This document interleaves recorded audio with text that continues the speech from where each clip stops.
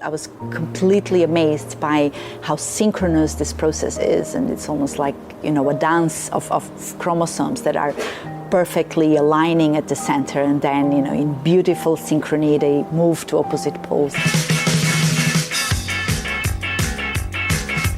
Raquel Oliveira nasceu no Porto em janeiro de 80. Licenciada e doutorada em Bioquímica, é investigadora e lidera o Laboratório de Dinâmica de Cromossomas do Catholic Biomedical Research Center e é também professora associada da Faculdade de Medicina da Universidade Católica Portuguesa.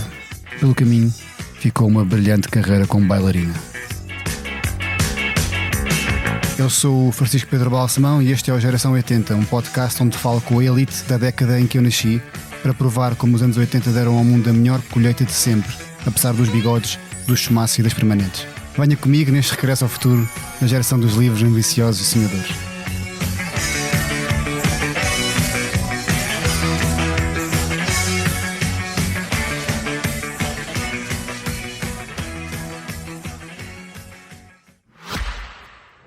A convidada de hoje não vê só o que está à vista. Raquel Oliveira é cientista, estuda o comportamento do ADN e mergulha no mundo invisível dos cromossomas.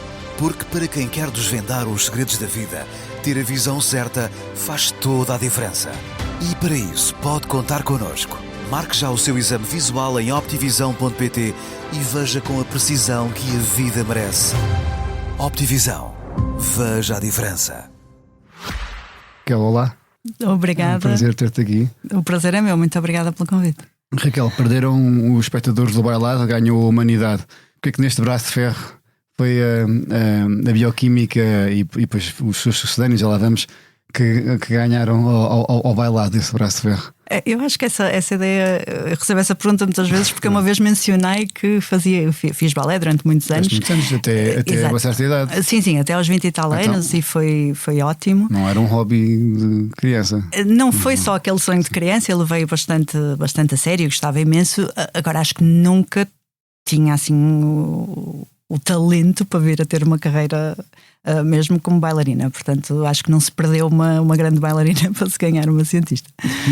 Mas mesmo assim, até aos 20 anos é algo que te dava gozo. Fazias de uma forma todas as semanas, dia sim, dia não? Como é que... Sim, fazia todas as semanas, mais 2, 3 vezes por semana. Dependia depois também na altura em que havia espetáculos, havia ensaios mais frequentes, e pronto, acima de tudo eu fazia porque eu gostava e acho que não sei se alguma vez ponderei mesmo a sério fazer uma carreira como bailarina. Acho que era uma das coisas que para mim era um ótimo equilíbrio para o estudo e para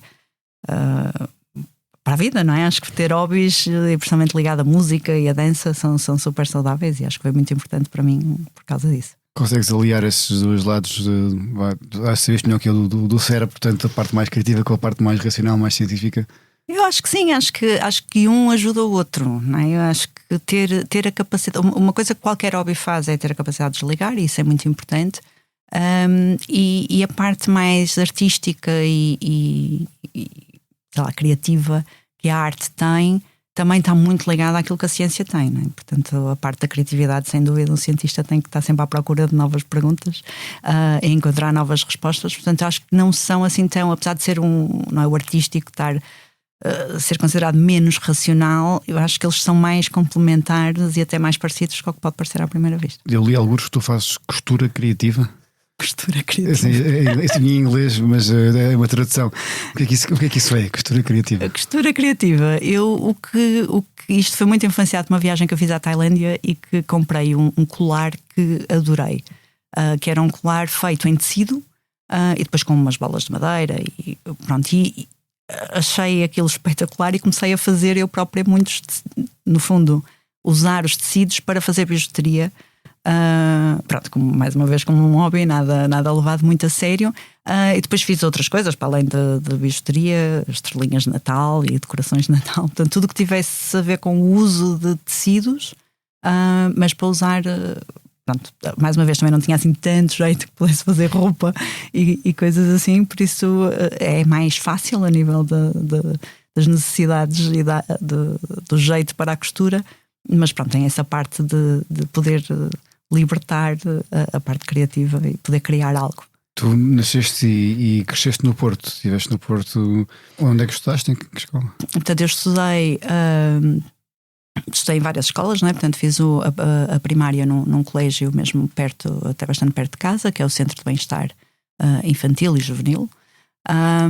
E depois fiz a primária no Maria Lamas, depois fui para a Escola Secundária Filipa de Vilhena. E sempre mais ligada à matemática, ciências, humanidades, não? Não. Eu acho que também o que eu queria ser quando for grande é algo que eu também só defini um bocadinho mais tarde. Não sou daquelas pessoas que sempre, desde nova, quis ser cientista. Acho que nem sabia muito bem o que era ser cientista. Mas ali quando chegou a altura de querer escolher, eu acho que a parte das ciências ficou muito claro. Eu gostava imenso de matemática e gostava imenso da parte de resolução de problemas que a matemática traz. Acho que foi isso também que depois me levou para a ciência. Portanto, acho que foi sempre mais ou menos por essas áreas, apesar de o caminho concreto de cientista foi sendo desenvolvido mais tarde, não é? Tu sentes-te em casa no Porto, apesar de viveres longe do Porto já há algum tempo? Sim, é uma casa, é um bocadinho esquisito, porque eu sinto-me em casa no sentido de, pronto, foi aqui que eu vivi muitos anos, a grande parte da minha vida, foi aqui que eu cresci. Mas o Porto mudou muito nestes últimos anos, e então é um sentir em casa na ligação às famílias e obviamente tenho lá a família, é a minha casa, mas noto que a cidade mudou imenso, por isso é um sentir em casa esquisito. Mudou para melhor ou para pior? Acho que em certas partes para muito melhor. Acho que é uma cidade mais aberta, mais internacional hoje do que era quando eu cresci. Pronto, também tem a parte menos boa disso, que é mais tem mais gente, mais confusão, pronto, mas de uma maneira geral acho que o impacto é mais positivo. Acho que eu passei também por outras cidades depois, e o Porto era uma aldeia comparado com outros sítios que eu tive, não é? E agora nota-se que tem um ar mais cosmopolita, é mais uma cidade internacional, e isso eu acho que é positivo, é um impacto positivo. Nessa aldeia na qual tu cresceste, quase que assim, as tuas memórias mais dos anos 80, assim, o que é que te marcou mais, assim, as tuas brincadeiras, o que é que tu ouvias também quando eras mais nova, música, que livros é que lias? Música, mais em criança era grande fã do Brincando aos Clássicos, da Ana Faria. Foi assim acho Queijinhos que frescos. Também, Mini Stars, Onda Choque, também passei por essa fase. Portanto, à medida que fui crescendo, não é? Portanto, começou com a parte do Brincando aos Clássicos, que será mais da infância, e depois aquela passagem entre a infância para a adolescência, sem dúvida, os Mini Stars e Onda Choque era o que eu mais ouvia. Brincadeiras, quer dizer, havia muitas. Acho que uma que nem sei se mais pessoas faziam esse tipo, mas eu ia muito a pé para a escola, e isso era uma coisa muito, muito saudável. E ia com amigos, íamos assim, um grupo de amigos que se juntava e íamos para a escola. E uma brincadeira que tínhamos muito engraçada era o carrega, que era cada um de nós tinha um número, normalmente era o número da escola, não é? Nós tínhamos um número associado. Então sempre que havia uma matrícula que a gente encontrasse no caminho com esse número, a pessoa tinha que carregar as mochilas de toda a gente. E então andava alguém com tipo 5 ou 6 mochilas a carregar até encontrarmos novamente uma matrícula com outro número. Portanto, eram brincadeiras um bocadinho quase que maldosas, mas essa é muito bom. Essa eu não conhecia. Mas divertida, não? Que era uma coisa mais do Porto, mas essa se calhar era mais do Porto. Espero que os meus filhos ouçam isto agora, este podcast, e depois te passam o mesmo. Apesar de ser um bocado maldoso, é engraçado. É um bocadinho, mas era engraçado porque no fundo era um bocadinho aleatório, não é? Quem é que era a vítima que tinha que carregar com tudo. Acho que na altura as mochilas não eram tão pesadas como são hoje em dia, portanto não será assim tão grave. Mesmo assim, levar com 5 ou 6 mochilas. Mas pronto, tinha a sua piada, era a maneira de passarmos o caminho a pé para a escola de maneira divertida. E eras boa aluna? Era, acho que sempre fui bastante boa aluna. Estavas muito marrona? Eu acho que não acho que seja marrona, que fosse marrona no sentido de deixava de me divertir ou o que é que fosse para estudar. Eu acho que estudava bastante porque tinha imenso gosto em estudar. Eu gostava imenso, eu gostava de ler os livros, eu gostava de. Pronto, era uma coisa que. E gostava de ter boas notas também, portanto, mas acho que foi de certa forma saudável. Não foi daquelas crianças que ficava fechada em casa estudar para ter boas notas. Portanto, tive uma infância perfeitamente normal e brinquei e diverti-me. E os teus pais também eram exigentes ou deixavam-te alguma liberdade para tu escolheres seguir o teu plano de estudos da melhor forma possível? Acho que davam-me bastante liberdade. Eu acho que eu cresci com imensa liberdade, mas sempre me incutiram muita responsabilidade.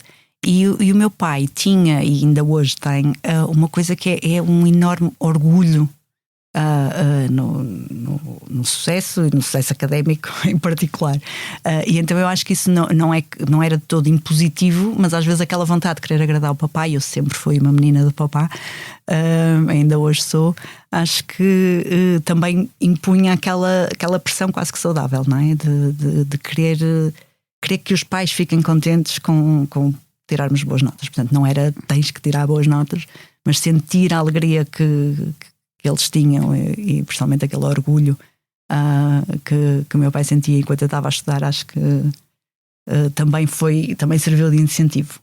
Pela positiva. Pela positiva, sim, exato. Pela positiva. Tens irmãos? Tenho 2 irmãos. Tenho uma irmã do meu pai e da minha mãe, depois tenho um meio-irmão do segundo casamento do meu pai. E tu dizes quando sem qualquer tipo de prurido que és uma menina do papai. Eu adorava que a minha filha dissesse isso. Eu não sei como é que o teu pai fez isso. Ele tem que nos ensinar. Não sei. Eu acho que é também termos uma relação, pronto, ainda hoje bastante saudável e não sei, não tenho qualquer problema em dizer que sou menina do papai. Ainda me sento ao colinho do papá quando é preciso e gosto muito. Não? Que maravilha, isso é ótimo. E depois tu entras na universidade e escolhes bioquímica. E pelo que eu também andei aqui a investigar, tu dizes que gostavas muito de biologia, não é? Gostavas muito de matemática e acaba por ser quase uma casa. Ou seja, mas pergunto, ou seja, não é. Tu não tinhas assim nenhum desejo de ir para a bioquímica, achaste que podias ser boa naquilo, apesar de ser uma coisa muito específica, não é? Sim, eu naqueles últimos anos, né, do secundário, porque gostava muito de biologia, porque tinha muito boas notas, havia aquela ideia de que é boa aluna, tem boas notas, tens que ir para a medicina, não é, na área da saúde. E acho que eu queria ir para a medicina sem querer mesmo ir para a medicina. Era mais uma vez aquela coisa de talvez o maior desafio que eu pudesse pôr a mim própria nessa altura. E pronto, e acabou por servir como um incentivo para ter boas notas, para estudar, e isso foi bastante positivo. Mas depois não entrei em medicina por 2 centésimos. Mas eu acho que foi a melhor coisa que me aconteceu, porque eu ainda hoje eu sou ligeiramente hipocondríaca, por isso eu não sei se teria sobrevivido ou tirar o curso de medicina. Mas eu acho que aquilo que eu gostava mesmo não era tanto a parte do exercer medicina, mas era o perceber melhor a parte da medicina. E no fundo eu acho que no 12º ano fui-me apercebendo melhor do que é que era o mundo da investigação, e só nessa altura, eu acho que até aí nem sequer fazia bem noção de que havia investigação, de que se fazia investigação em Portugal, e pronto, tinha posto bioquímica assim um bocado como última opção, e depois comecei a fazer o curso e comecei a perceber que era mesmo aquilo que eu queria. Portanto, naquele primeiro ano era um bocado ok, vou aqui experimentar, ou então esperar para fazer melhoria de notas e tentar novamente para o ano entrar em medicina. E depois, quer dizer, a meio do ano já nem sequer pus essa hipótese, porque conheci ainda mais do mundo da investigação, o que era o curso de bioquímica em si, e achei que era mesmo o ideal para mim. Mas alguém inspirou-te da tua família, amigos? Não, de todo. Aliás, a minha família não tem nada a ver então, com as ciências. Portanto, o meu pai era mestrado, portanto, na área de Direito. A minha mãe era pintora. E depois, quando deixou de exercer a parte mais artística, ficou a trabalhar também nos tribunais. Exatamente a tua personalidade, exatamente a parte mais científica. Exato, ter as duas coisas. A minha irmã é arquiteta, por isso pronto, não tinha nenhum exemplo sequer minimamente ligado às ciências. Portanto, acho que isso também foi um caminho que eu própria tive que descobrir sem haver assim um exemplo ou uma inspiração externa muito, muito clara. Foste fazendo o teu caminho na universidade, na Faculdade de Ciências do Porto, não é? Correto. E quando vais a meio do curso já sabias o que é que querias fazer com o curso de Bioquímica? Eu acho que eu sempre gostei muito da parte da investigação, e pronto, e a parte da investigação mais fundamental, mais tentar perceber como é que as células funcionam, ou a parte mais básica da biologia. Mas eu acho que foi um bocadinho passo a passo. Nunca houve aquele desenho de... Isso é uma coisa também que eu acho que é a diferença geracional. Eu acho que nós na nossa altura andávamos muito mais a pensar no que vai acontecer no próximo ano, não é? Não pensávamos tanto o que é que vai ser a nossa vida daqui a 10 anos. E acho que fui mesmo fazendo assim passo a passo, portanto foi tudo acontecendo com alguma naturalidade. O passo seguinte, sem eu ter estado a desenhar uma linha de como é que eu vou ser cientista a tempo inteiro. Mesmo quando estava a tirar o curso, havia muitos colegas que tiraram o mesmo curso, foram para a parte mais da indústria, de controle de qualidade. Era uma coisa que, pronto, a mim não me interessava tanto.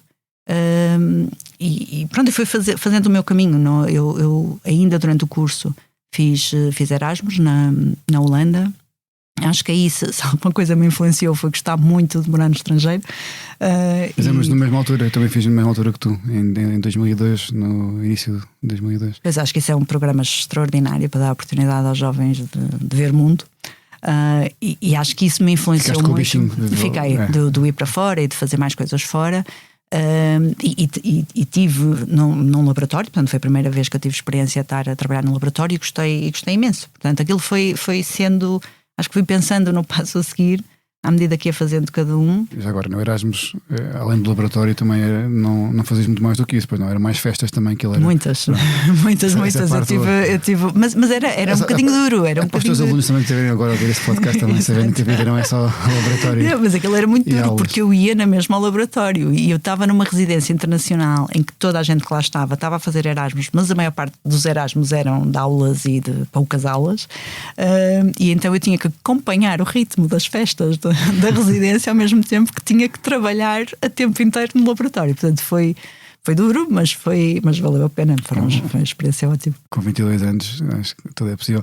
Tens amigos que ficaram do Erasmus? Tenho uma ou duas pessoas com quem ainda tenho algum contacto dessa altura, e também pessoas que estavam cá e que foram para lá. Portanto, há assim algumas pessoas com quem eu mantive contacto. Não são muitas, acho que são mesmo uma ou duas pessoas. E dos teus amigos da Universidade do Porto, isso? Mantens contacto? Também mantenho algum contacto, sim. Acho que de toda. E agora a grande coisa dos grupos de WhatsApp é ótimo, porque nós, mesmo aqueles que se perdeu o contacto, facilmente se retoma o contacto.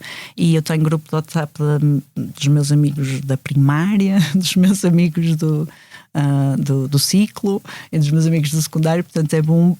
Obviamente eles marcam eventos e eu nem sempre posso ir, né, porque estou mais longe, mas vai-se mantendo aquele contacto, nem que seja de ver como é que as pessoas estão hoje em dia. E depois começa aqui o teu namoro com os cromossomas. É verdade, é a partir daí. É a partir do. Exato, quando comecei o doutoramento, portanto, a seguir à licenciatura. O teu brilho nos olhos agora diz tudo.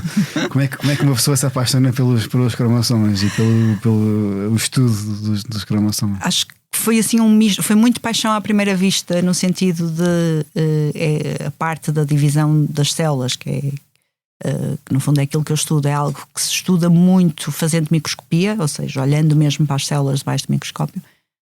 E é muito bonito. Pronto, eu ainda hoje, são 20 anos a olhar para células a dividir, eu ainda hoje fico maravilhada cada vez que vejo as células a dividir, porque os cromossomas efetivamente são fabulosos, a maneira que eles conseguem fazer a tal dança que os próprios cromossomas fazem na célula para se dividir de forma correta, e volta e meia obviamente há erros, mas pensarmos, é uma divisão muito precisa. Eu acho que conseguir perceber quais são os mecanismos que conseguem fazer com que a célula, que não sabe contar cromossomas, não sabe perceber qual é que é o cromossoma 1 com o cromossoma 2, mas consegue a cada vez que se divide garantir que as duas células filhas herdem exatamente o mesmo número de cromossomas, para mim continua a ser algo muito fascinante. Como é que é o teu dia-a-dia? Como é que agora hoje em dia, mas como é que isto tudo, quando começaste, como é que é hoje em dia, essa evolução? Como é que tu vês a tua vida?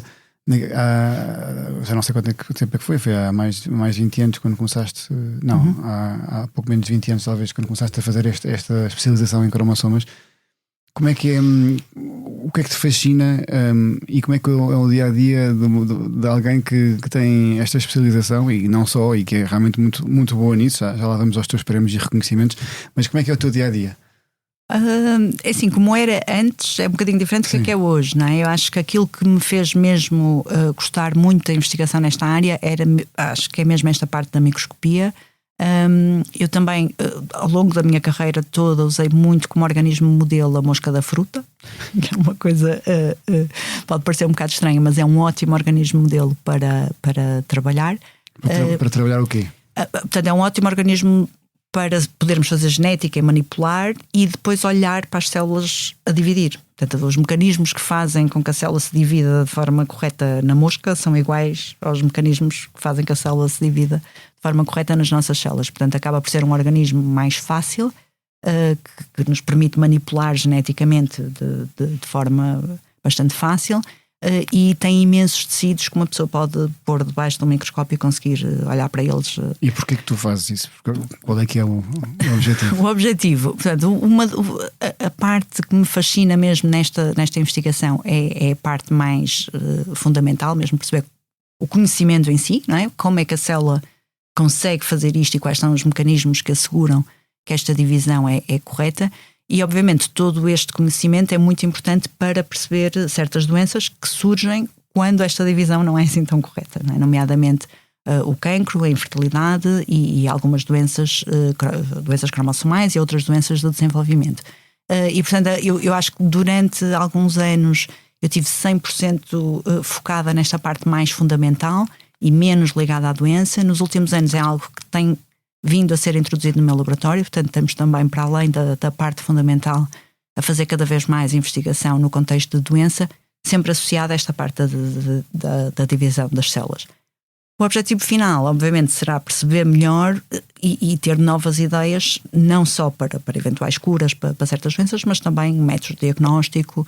Portanto, há toda a parte de conhecimento e de como é que isso pode influenciar a saúde humana, não é? De maneira mais a curto prazo ou a longo prazo. Eu li alguns, agora não estou aqui a encontrar nas minhas notas, mas eu li alguns que tu disseste qualquer coisa como: continuas a ser possível encontrar soluções que ninguém até agora encontrou, soluções nesta área da genética, dos cromossomas. Mais uma vez, isso ainda é possível com tanta coisa que acontece hoje em dia, quando nós já sabemos tanta coisa sobre o DNA, tanta coisa sobre a forma como a parte genética está a ser já foi estudada por tantas pessoas diferentes. E tu ainda tens essa sensação que há muita coisa por descobrir. É isso que te motiva? Eu acho que sim, porque portanto, o campo da divisão celular já é estudado há séculos, não é? Não é propriamente um. Sim, mas hoje em dia com a tecnologia exatamente, não existia antes. A tecnologia, sem dúvida, permite-nos avançar imenso, e acho que chegamos a uma altura em que às vezes parece que estamos a investigar no pormenor, mas o detalhe é aquele que é mais importante para a doença, no sentido em que a divisão das células é algo tão essencial que qualquer falha numa coisa, mesmo que não seja o detalhe, mas que seja a base da divisão celular, isso não dá doença, dá morte, não é? Não há sequer um organismo se tiver falhas graves no processo da divisão celular. Mas às vezes aquele pormenor o processo está a correr mais ou menos bem, mas aqui ou ali falha, é o que é mais importante no contexto da doença. Portanto, eu acho que apesar de ser algo muito estudado, cada vez mais se começa a conhecer a fundo, de maneira a que se consiga não só perceber estes pequenos erros, não é? Qual é que é a consequência destes pequenos erros, mas também de que forma é que se pode utilizar isto a nível de terapia, por exemplo, de cancro e outras doenças. Tu, quando começaste, isto não era uma área que tem tanta importância sequer como tem hoje em dia, ou tu tinhas já essa noção que isto poderia ter essa importância, porque hoje, nos últimos 20 anos, não sei, obviamente não sei de cor, mas isto ganha uma preponderância brutal. Sim, eu acho que sempre foi bastante importante, no sentido em que a associação entre erros na divisão e o cancro também já é bastante antiga. Portanto, acho que sempre foi uma área em que se sabia que qualquer descoberta neste sentido, ou perceber estes processos, pode ter impacto. Eu acho que aquilo que talvez tenha mudado nos últimos anos, a nível de novas tecnologias, é que conseguimos fazer as mesmas perguntas, mas com outros olhos, não é? Portanto, às vezes até a própria pergunta não é que tenha mudado, mas a maneira que nós a conseguimos abordar pode ser feita de maneira completamente diferente hoje devido às novas tecnologias. Por exemplo, a parte de conseguirmos sequenciar o genoma permite o diagnóstico de certas doenças de uma maneira muito mais rápida e permite também conseguirmos perceber exatamente qual é que é a mutação que aquele paciente tem e perceber qual é que pode ser a consequência. Obviamente aqui isto é válido para qualquer doença genética, estou aqui a falar de doenças que possam estar ligadas a problemas na divisão celular. Portanto, isso, por exemplo, é um avanço que fazer aquela ligação entre mecanismos e doença tornou-se imediato, não é?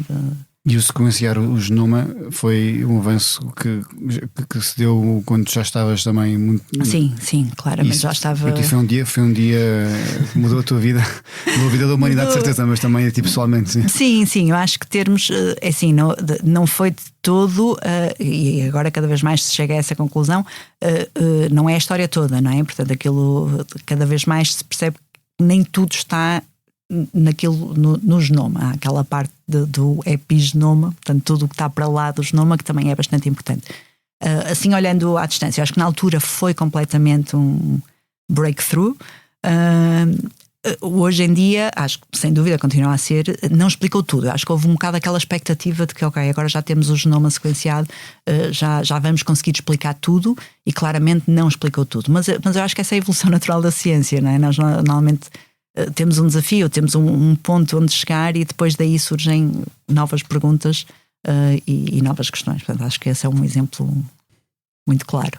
Há um bocado perguntei, depois acabamos por não responder. Não tanto hoje em dia, que tens algumas funções mais de gestão, mas dia a dia de alguém, de ti, há uns tempos, ou se calhar ainda hoje em dia também fazes isso, mais de uma investigadora. Acordas de manhã, vais para o laboratório. Então, e como é que é? O que se passa no laboratório? O que é que se passa no laboratório? Portanto, no laboratório nós temos lá bancadas em que fazemos experiências. Quais experiências? Quais experiências? São várias, não é? É tudo do dia a dia, dos nossos ouvintes, e eu e o João aqui não sabemos. Não. Tenho imensa curiosidade. Eu acho que aí depende muito do tipo de investigação que se faz. No nosso laboratório em particular, uma das coisas que fazemos muito é a imunofluorescência, que no fundo é pegar em células e pintá-las de cores diferentes, para podermos ir ao microscópio e ver coisas diferentes a cores diferentes, ou então preparar as células para irmos vê-las vivas ao microscópio, ou então se queremos perceber os níveis de proteína numa condição, podemos fazer aquilo que chamamos um Western blot, portanto coisas mais de bancada, daquilo que o trabalho de bancada é aquele em que estamos mesmo no laboratório com as mãos na massa a pipetar ou a manipular as células ou a passar as células. Portanto, isso é uma parte do trabalho. Há a parte, no meu laboratório em particular, muito forte, que é a de ir para o microscópio, portanto esta é de preparação e depois de ir ao microscópio. E depois há toda a parte da vida de um cientista que não é exatamente no laboratório, não é? Que é escrever, pensar, ler, estar a par dos novos estudos que saem, pensar em novas perguntas para poder escrever novos projetos e conseguir angariar fundos para continuar a trabalhar. Portanto, acaba por ser muito variado. E acho que à medida que uma pessoa avança na carreira vai tendo cada vez menos dos mãos na massa, não é? E mais a parte conceptual e de gestão também. Mas pronto, há essa transição. Mas o dia-a-dia eu acho que é bom e é bastante social. É uma das coisas que eu gosto muito. Não é solitário? De todo. Acho que aquela ideia do cientista trancado no laboratório não é de todo. E eu acho que é das coisas que eu mais gosto no meu trabalho. E agora, falando na fase, não é, estar mais avançada na carreira e estar a gerir um grupo, portanto não é só a minha investigação, que era quando era mais nova, eu acho que a parte de ensinar os outros no laboratório é daquelas que mais me dá prazer. Principalmente ensinar o espírito crítico, ensinar o desenvolvimento do pensamento científico. E ver, porque às vezes não é, entram pessoas no laboratório ainda a estudar, a tirar o mestrado, ou alguns até de licenciatura. Portanto, conseguir ver a evolução deles, para mim, é das coisas mais entusiasmantes do trabalho. Tu geres uma equipa de quantas pessoas? Neste momento, comigo, somos 12. E sentes que tens ferramentas de gestão para este trabalho de liderança? Eu acho que fui tentando tê-las. Eu acho que a transição, a nível de carreira de um cientista, eu acho que a transição de ser portanto, estudante de doutoramento e depois pós-doc, estamos muito envolvidos no nosso projeto, não é? Naquilo que estamos a fazer, e de repente passamos para a fase seguinte, que é ser líder de grupo, e não temos a mínima preparação para isso. É uma transição que é enorme, principalmente a nível de gestão de pessoas. Acho que é assim que não temos qualquer aprendizagem. E isso é uma das coisas. Eu fui tirar cursos para melhorar, não é? Senti claramente que a minha carreira como cientista, não é? Enquanto estudante de doutoramento e pós-doc, não me preparou de todo para os desafios que são depois gerir um próprio grupo. E aqui uma pessoa ter consciência das suas limitações e ir procurar ajuda, acho que é o passo mais importante para poder evoluir. Como é que eles te definiriam enquanto líder? Os teus... Boa pergunta. Acho que é melhor perguntar a eles. Não sei a resposta. Mas de uma maneira geral, eu acho que as pessoas que trabalham comigo estão contentes, pelo menos é a percepção que eu tenho. Eu sou exigente, mas sou easygoing, digamos assim. Se calhar um bocadinho voltando à conversa que estávamos a ter do reforço positivo que eu tive do meu pai, eu acho que eu também tento transmitir isso às pessoas do meu laboratório. E na ciência, por exemplo, um estudante de doutoramento ou mesmo um pós-doc que depois quer eventualmente vir a ser chefe do grupo, eles estão muito a trabalhar para eles. Portanto, aqui é um bocado não ser aquela chefe de mandar, não é? Mas ser mais de co-criação e de co-construção, e fazer as pessoas sentirem que estão também a trabalhar para elas e para o futuro delas e para a capacitação delas. E pronto, acho que isso também. Mas pronto, a resposta final só mesmo perguntando às pessoas que trabalham comigo. O que é um dia bom para ti e para a tua equipa? Um dia bom, eu acho que é sempre muito bom quando temos uma publicação aceite ou quando temos um projeto financiado. Eu acho que são assim aqueles sucessos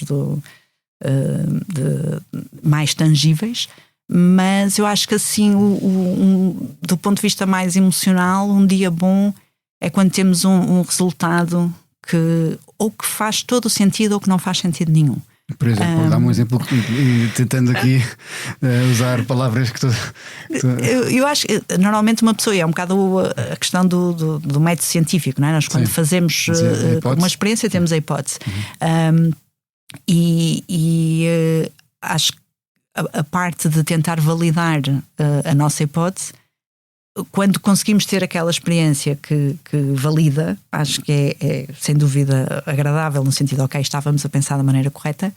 Ou então quando a põe por terra completamente, porque aí também nos diz claramente que estávamos a pensar de forma errada, então obriga-nos a pensar de outra forma. O pior é aqueles resultados ali no ninho, e pronto, esses são os mais difíceis de conseguirmos gerir. Os níveis de frustração consegues gerir bem contigo própria e com terceiros? Eu acho que isso é uma característica essencial para um cientista, conseguir lidar com a frustração.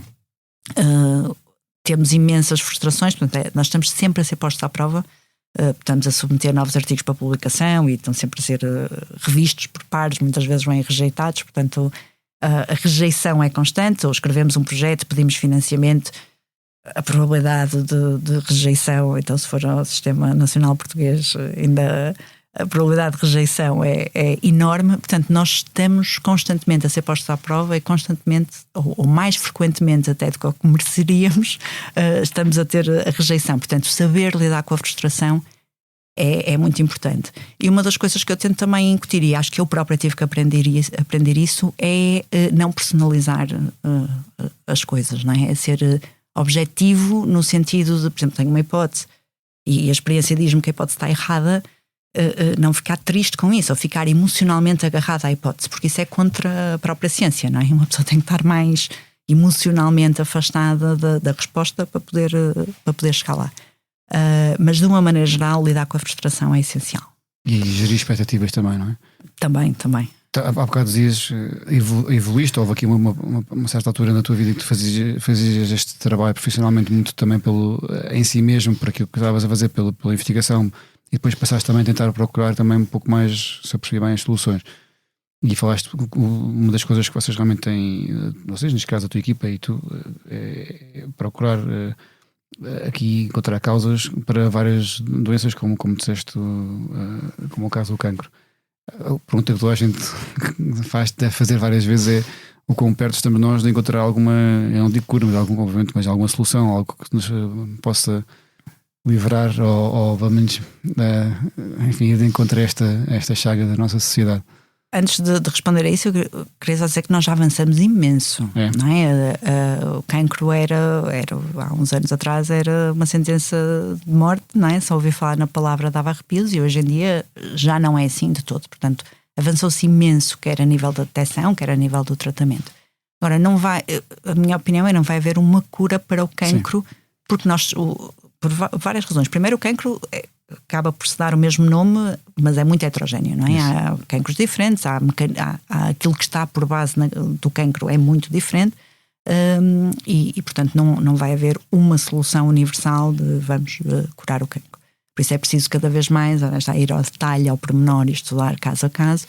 Cada vez mais se começa a avançar para uma coisa, um tratamento mais personalizado do cancro, precisamente porque isso não só é muito diferente de cancros diferentes, mas também o mesmo cancro em pessoas diferentes é completamente diferente. Portanto, aí é algo que eu acho que está a acontecer neste momento e vai acontecer muito mais no futuro, ter uma medicina mais personalizada, precisamente para permitir que haja um tratamento mais desenhado para aquele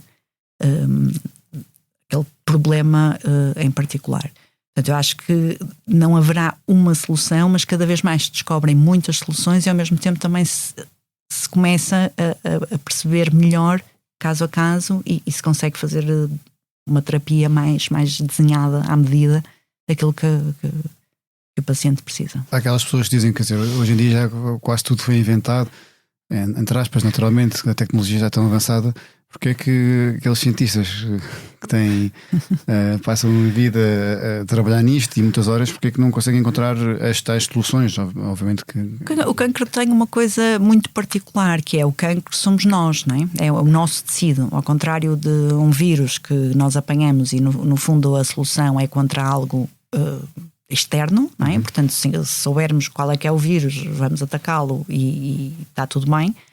O cancro são as nossas próprias células que ficam anormais e começam a crescer de forma descontrolada. Mas são as nossas células, não é? E obviamente não são exatamente iguais a uma célula saudável, e tem havido muita investigação precisamente para se tentar perceber qual é que é essa diferença.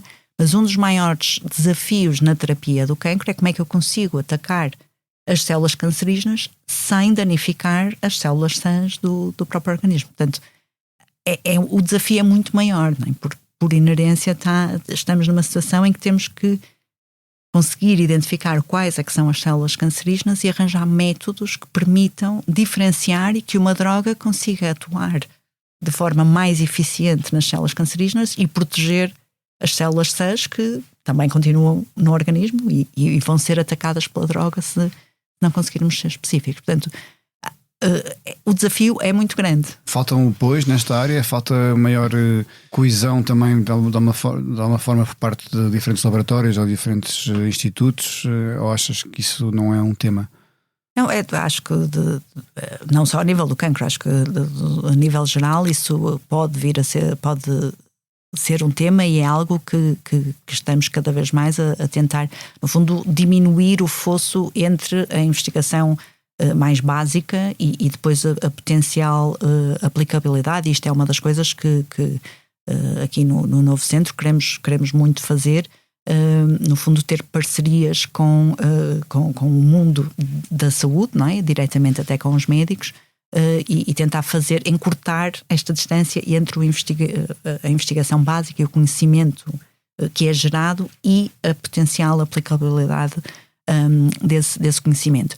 Mas faltam fundos não tanto para esta área de vamos curar o cancro, mas para esta área de vamos perceber como é que as coisas funcionam. E isso é um problema porque não há um sem o outro, não é? A investigação básica ou fundamental é a base de tudo. E acho que essa sim está com enormes dificuldades de arranjar financiamento. E isto a longo prazo é muito problemático, porque se não tivermos o conhecimento primário a ser gerado, vamos sempre perder a carruagem e não conseguir sequer pensar na aplicabilidade e de que forma é que a seguir podemos usar novo conhecimento para desenhar coisas novas e originais e que possam resolver problemas de maneira diferente daquilo que temos até agora. Portanto, eu acho que é muito fácil, e mesmo para as pessoas é sempre mais fácil dizer: olha, estou aqui a trabalhar numa nova droga para o cancro, e parece ser algo que tem mais importância, porque o efeito é mais, ou o potencial sucesso é mais imediato, mas toda a parte que está por trás e toda a base é aquela que neste momento está com muito menos financiamento, e a longo prazo isso vai-se notar na nossa própria capacidade de poder sequer ter ideias novas de como é que vamos desenhar uma nova droga. Como é que tu vês o futuro aqui em relação à parte da manipulação, da engenharia genética? Ou seja, obviamente que dito desta forma, já sabes que a minha pergunta não é só em relação àquilo que é o teu trabalho, mas naturalmente o impacto que tem na sociedade, e fala-se cada vez mais nestas modificações. Tu vês isto mais com uma distopia, ou vês isto com uma forma mais risonha? A tecnologia está lá, é bastante útil e tem enorme potencial. Tem sempre questões éticas associadas, e se for mal utilizada pode ser... A probabilidade de ser mal utilizada é grande, na tua opinião, na tua experiência? Eu acho que neste momento todas essas áreas estão sob bastante controle, não é? E há mecanismos, mesmo dentro dos laboratórios e dos projetos de investigação, tudo, quer dizer, há leis no país, qualquer projeto de investigação tem que passar por uma comissão de ética, portanto há mecanismos que fazem com que isso não aconteça, não é? Não haja má utilização de novas tecnologias. Eu acho que a parte da edição do genoma e organismos geneticamente modificados tem um peso enorme, muito também, pronto, pelas circunstâncias e de casos pontuais de utilização, mas é algo que já se utiliza há imenso tempo e sem grande problema, não é? Eu acho que às vezes quando falamos depois na edição não é, podermos desenhar o genoma humano à medida e fazermos... É muito fácil pegar nestas tecnologias e desenhar, fazer um filme de ficção científica juntando tudo aquilo que é menos ético. Mas existem mecanismos para prevenir que isso aconteça. Portanto, eu acho que há a parte de podermos editar células avariadas num organismo e voltar a introduzi-las, é ótima e faz-se, e ainda bem, não é? Porque consegue resolver casos. Eu acho que é como tudo das novas tecnologias. Há imensos exemplos em que o potencial é a parte de termos o conhecimento e conseguirmos fazer a tecnologia não está propriamente ligado à aplicabilidade. E a tecnologia em si é boa, e depois é preciso haver regras para que a aplicabilidade não vá para o caminho errado. Mas é uma preocupação vossa na Católica Biomedical Research Center? Eu acho que nós seguimos os princípios, há regras, mas isso é válido para qualquer instituição, não é?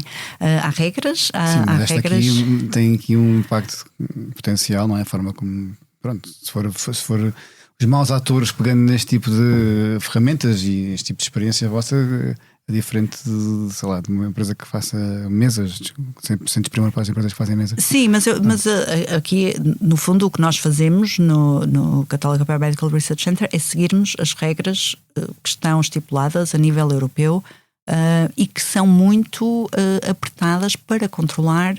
E as questões éticas não é só o fazer coisas que sejam menos interessantes, é também a nível, por exemplo, de experimentação animal, há limite ao número de animais que se usa. Portanto, há uma série de conduta ética que qualquer investigador é obrigado a seguir.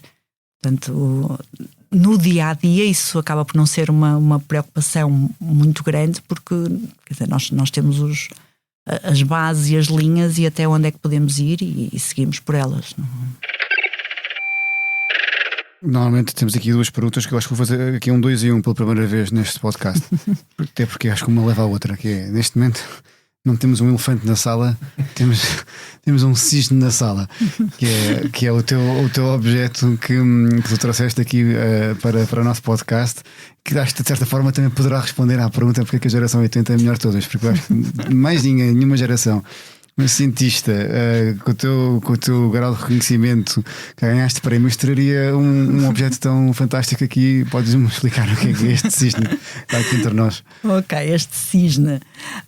Portanto, o cisne era e é ainda o original, a cabeça de cisne que a minha mãe costumava usar para fazer nas festas de aniversários da minha irmã e as minhas, para fazer um corpo de cisne que era beijinhos de coco ou brigadeiros. Originalmente só beijinhos de coco. Era o mais tradicional. A minha mãe era brasileira e por isso eu tive o luxo de ser introduzida ao mundo dos brigadeiros muito antes de eles serem famosos em Portugal. E pronto, e as nossas festas tinham sempre este cisne. Pronto, e brigadeiros, e eram obviamente um grande sucesso. Acho que para além disso tinham outras tradições que eram importadas do Brasil, que hoje são bastante comuns, mas que não eram tão comuns à época. Por exemplo, minha mãe tinha sempre jogos, organizava sempre joguinhos e depois os convidados levavam presentes para casa. Hoje em dia já é mais comum nas festas de aniversário ver as famosas lembrancinhas. Mas pronto, acho que isto também marca um bocadinho a influência de ter uma mãe brasileira, não é? Havia ali muita coisa, e os brigadeiros, pronto, é só. A tua mãe é de onde? Ela era de Recife, de Pernambuco, por isso também acabei por ter a infância a conhecer muitos dos sabores do Brasil. O bolo de rolo, por exemplo, é uma coisa que, se vocês nunca provaram, é simplesmente fantástico. Os brigadeiros, sem dúvida, o próprio conceito de leite condensado, a minha mãe, uma das coisas que eu me lembro, a minha mãe trazia leite condensado em bisnaga. Acho que isso nem sequer há aqui, vinha assim numa bisnaga, que ele estava no frigorífico, não era assim direto da bisnaga para a boca. E pronto. E agora, hoje em dia, a cabeça de cisne tem um peso muito, muito especial. Porque está a ser usado agora de geração em geração. A minha mãe, infelizmente, faleceu cerca de uma semana antes da minha filha fazer 1 ano, e eu estava em casa dela e encontrei o cisne, a cabeça do cisne, e foi logo tipo, ok, vou levá-lo para a minha mãe estar presente de certa forma na festa de aniversário da minha filha. E tenho usado o cisne e mantido a tradição só para o aniversário da minha filha, e hoje fiz a exceção para trazer aqui com o corpo e com brigadeiros. É uma honra. E a tua filha, que idade tem agora? Tem 6. Tem 6. Tens uma filha? Exato. Pronto, obrigado. Como é que se chama a tua filha? Luísa. Obrigado, Luísa, por teres aqui emprestado o teu cisne. Ela teve a ajudar a fazer os brigadeiros fantástico. A embordar. É mesmo uma honra. E a pergunta é: porque a geração 80 é a melhor de todas? E eu já dei aqui a minha opinião, esta é uma das respostas, mas qual é que é a tua opinião? Porque é que a nossa geração é a melhor de todas? Eu acho que nós tivemos bastante liberdade. Acho que foi uma geração que cresceu de uma maneira geral com bastante liberdade. E também com oportunidades, não é? Porque acho que há aqui uma certa... À medida que os anos vão passando, chegando aos dias de hoje, cada vez há mais oportunidades e nós temos melhores condições de vida, sem dúvida, em relação, por exemplo, aos nossos pais, e os nossos filhos se calhar têm melhores condições a nível mesmo a nível monetário, as pessoas, as famílias estão com maiores capacidades. Mas também há esta parte da liberdade que tem vindo a decrescer. Ou brincar na rua, ou ir a pé para a escola, estamos a falar há pouco. E acho que a geração 80 está ali na interseção, e isso acaba por ser uma boa conjugação, que é ter condições, não é? Ter condições para poder. Nós já viajávamos alguma coisa, ou já tínhamos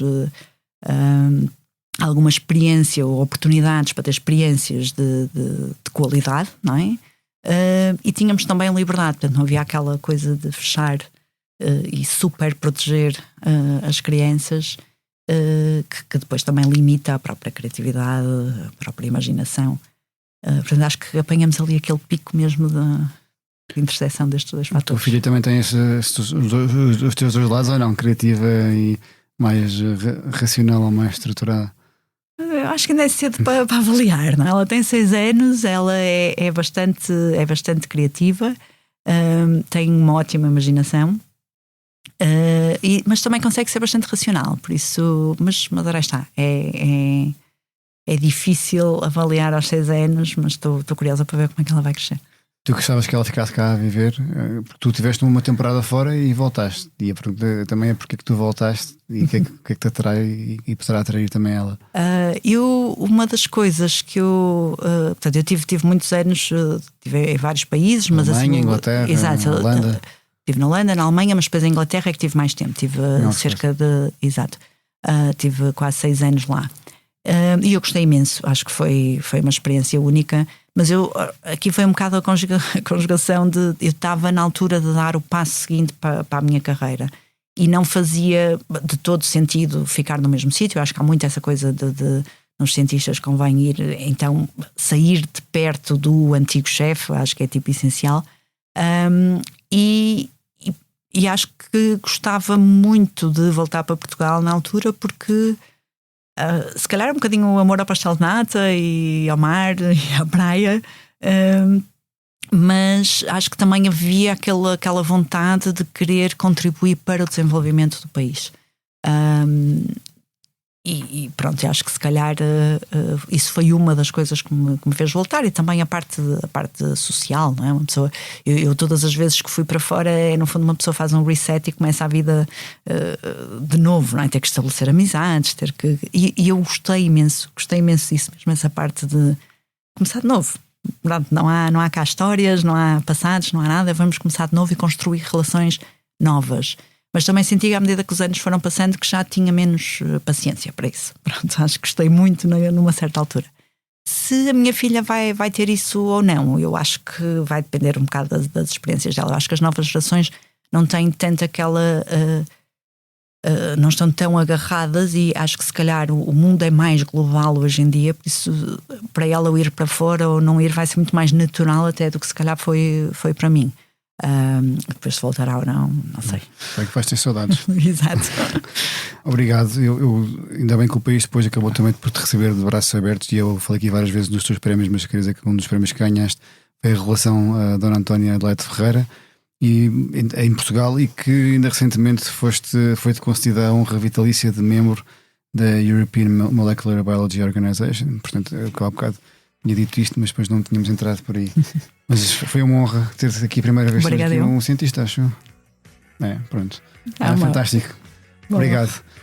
Este episódio teve a sonoplastia de João Martins, produção de Mariana Elca Ferreira e fotografia de Nuno Fox. O grafismo da capa é de João Carlos Santos e a edição vídeo de Ana Isabel Pinto, com coordenação de Joana Beleza e direção de Bernardo Ferrão. Eu sou o Francisco Pedro Balsemão e, como diz a música dos Táxi, para que tudo continue sem parar, é fundamental levar a vida a dançar. Até para a semana.